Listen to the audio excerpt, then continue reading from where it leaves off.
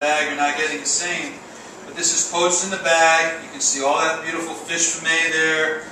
You can see the butter, the herbs. And the one thing I like about this cooking this way too is, again, you can control it once you learn the timing. And again, this comes by experimenting and basically taking a couple of pieces, you time it, whether it's a circulator, whether you're poaching on the stove, knowing the time limit you have. But if you have a banquet, if you're serving a large amount of people, but you have consistency in shape, you have consistency, and to me the flavor is a little more intense. You can pre-prep this at mise en place, whether you're doing a banquet for 20, 50, a la carte. There are advantages, again, if you take the time to study, if you just throw fish in a bag, put it in there, but if you take the same steps as you do it that way, and combine it into there, you can end up with a remarkable dish. And we can take the mussels.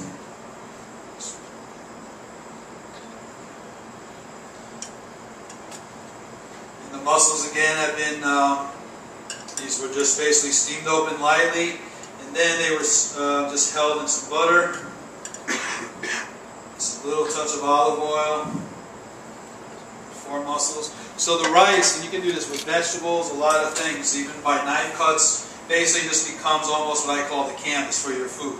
So this is basically my same dish, my canvas is here, and I'm going to take the same sauce.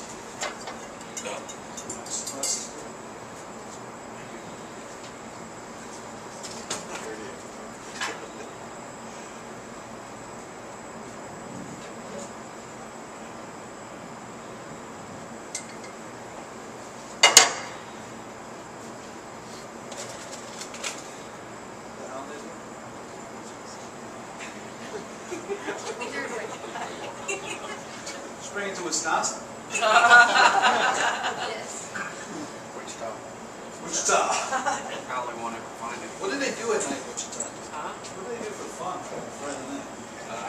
Cow camping. You guys probably make potato guns too, don't you? Never. It's against the law. We don't do it. We don't break the law.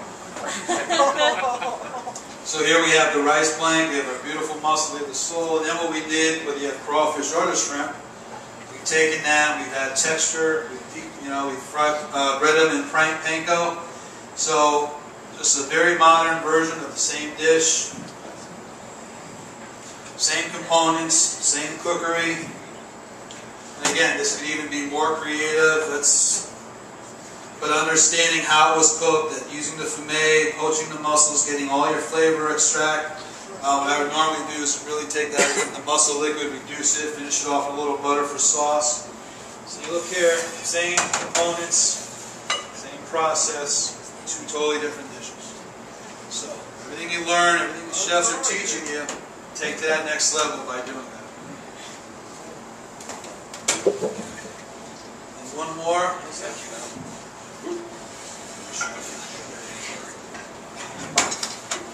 We're going to do a little asparagus salad. And again, same kind of thing. We're going to take a couple of the asparagus. Now the other cool thing you can do, even besides breading, is tempura. You can actually make tempura batter and do asparagus. French asparagus salad is just basically a nice vinaigrette. These are the asparagus. They're just peeled and poached. And then there's a cool way to do the asparagus. I'll do a couple for you real quick. So I call my signature asparagus. And all the cooks, the club, used to think it was real cool until they found they had to do it for a couple hundred people. It becomes so cool all of a sudden. Chef, that's cool. Show me how to do it. Okay. By the way, here's the whole case. But again, that's, food presentation. Really, it's not about reinventing the wheel. You want to keep the integrity of your product. You want to find new ways. We tend to kill asparagus in this country. We peel the heck out of it. Now again, if it's old and woody or perhaps white asparagus, you need to do that. Europeans actually value, they call it spargel in Germany. The season's actually in the fall. You go to Germany, all the way outside, you'll see spargel. It's a celebration of asparagus. And they actually value this more than they do the tips. That's where the flavor is for them, and we tend to discard all this, but that's really the meat of the asparagus. So, simple thing. You can add asparagus for me? Okay. Let's roll it around. Beautiful. So basically take a tourniquet knife or just a regular paring knife, depending how far we want to go. You're just going to incision lightly into asparagus. Just lightly keep turning. Meet where you started, so you have just a beautiful, but again, you don't want to cut into it. The idea is just to get a nice incision around there. Then you can take your peeler, so a very sharp peeler, and just go right up to that point.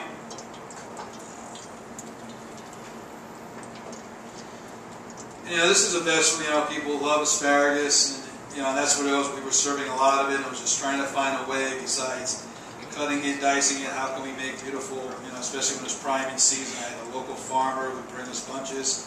You know, how can we do something really cool to it? And that's, you know, this may not have an official French name, as, you know, tourniquet. Some of these other great things the French think of, but the French don't cut asparagus like this. He's looking Italian to show him.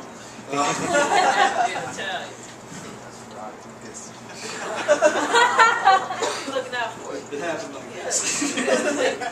So really, and you know what, and it may seem like a lot of work to you, there's a whole bushel in front of you, but really, once you get the hang of doing it, and really you knock it off, it just has a neat presentation, you blanch it, you saute it. We used to butter poach them actually in parchment paper, almost like a papillette. We used to put them in a slow oven with butter, olive oil, and just a little chicken broth on the bottom, and just slow poach them so they really developed flavor and got tender.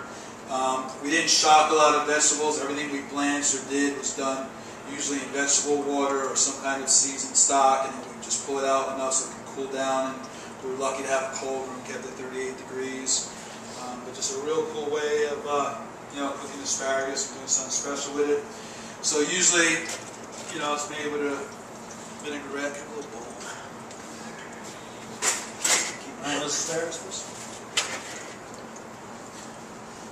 And one thing about vinaigrettes people don't realize is when you do season them, what you want to do, whether you're using salt, pepper, some herbs, you want to season the vinegar first. Anybody know why? So oil won't break down the salt. I like you, Wichita guys. Won't break down the salt. Okay, but it'll absorb and it'll dissolve the oil, it won't. So whatever, especially with salt or some of the seasonings, add it to your vinegar first. And again, you know, for basic vinaigrette, it's 3 to 1.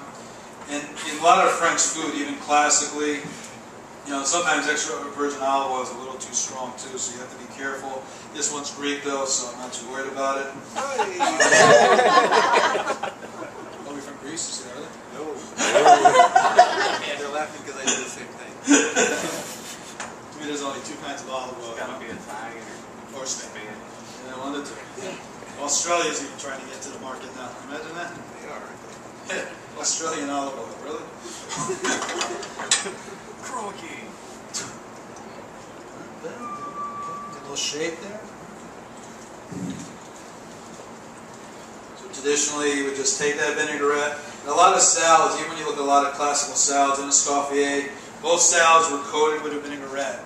And then actually the dressings were served on the side. And there was no such thing as American Thousand Island, French, French sure isn't what we know what French is, which is Thousand Island without the relish. I told you, we seem to ruin everything. You know? All started with that little dog from Taco Bell. All went downhill from there. Mexican food. Surprised they still talk to us.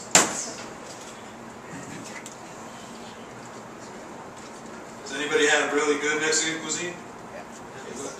It really is Veracruz. I mean, there's just a lot of great Mexican dishes out there. Unfortunately, we just don't get to see. It's like Italian food. I'm kind of proud of my Italian heritage. My grandmother had 16 kids.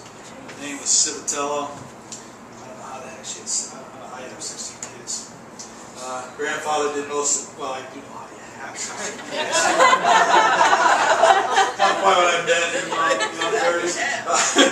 But man, that's a lot of damn kids. 13 girls. So, yeah, which explains why my grandfather passed away at a young age. Because he wanted to. I mean, forget outnumbered, it was just not good. But they did a lot of their cooking, so all the chicken, they had chickens in the yard, he baked a lot of the bread. So really, my family, you know, I used to go, even when I lived with my mom, and before I moved out,